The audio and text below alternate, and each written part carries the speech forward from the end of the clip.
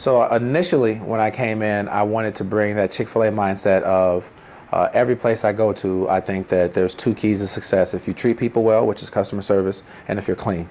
I think that Chick-fil-A models that. I think QT models that.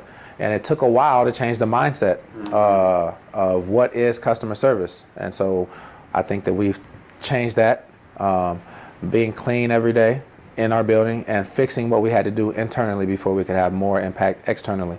And so now I think we're at a point where we brought in good staff, our customer service is top notch, and now I want to try to figure out a way of, my first year we had a couple of programs that were good for the Monsanto Y.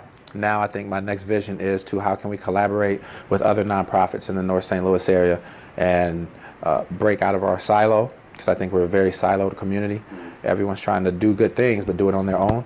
And so I want to collaborate with others and try to expand our impact outside of these walls into the community, doing it with others and showing people how working together makes us stronger. You said something about leadership through grace, by grace. Talk about that. As I mentioned, we were opening up a totally new Chick-fil-A, and as we were hiring people and we going through training, and right before we were about to open, we had our individual meeting, and he said, you know, Marcus, we don't fire people around here. And I said, what? And he said, well, the only way that we'll fire someone is if they're caught stealing or if they're having inappropriate sexual relationships between a supervisor and an employee. Other than that, we don't fire people. And I said, well, what if someone's late 20 times in a row? What am I supposed to do? And he said, well, we ask them why they're late. And most likely it's very simple reasons. Maybe they are working 2 jobs and they're up late at their second job, and we have them scheduled at 5:30 in the morning to open, and they're only getting a couple hours of sleep. So we can change their schedule. He said, or maybe they're having transportation problems. We can help them get a bus pass.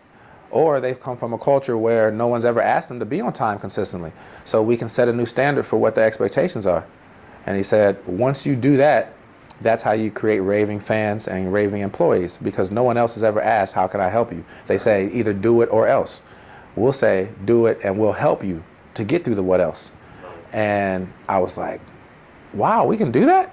And I thought that it was going to be so tiring to do that with multiple people. Usually you do that for the one person on the team with extreme talent. But to do that with everybody, how tiring would that be? And at first I thought, man, we're not going to be able to do that. But we did, and that's what Chick-fil-A's do, and that's why their employees love them, and that's why customers love them. They see what's going on. And so I took that leading by grace mindset with me wherever I went after that, even into coaching, and now here. And it just, you know, if you lead by fear, once they get over the fear, then they'll tell you, man, go screw yourself. I don't care about this anymore. But if they know you actually love them, you know, they'll run through a brick wall for you because no one else has ever showed them love like that. And so obviously there is discipline. There still is accountability in the workforce or on a team. And not to say we're just running, you know, going around letting people do what they want to do. But when people are wrong, instead of coming down with the iron fist, I try to come down with a little bit more empathy and grace and understanding. And I think that's led to a lot of our culture change here at the Y and every other place I've been in terms of leadership.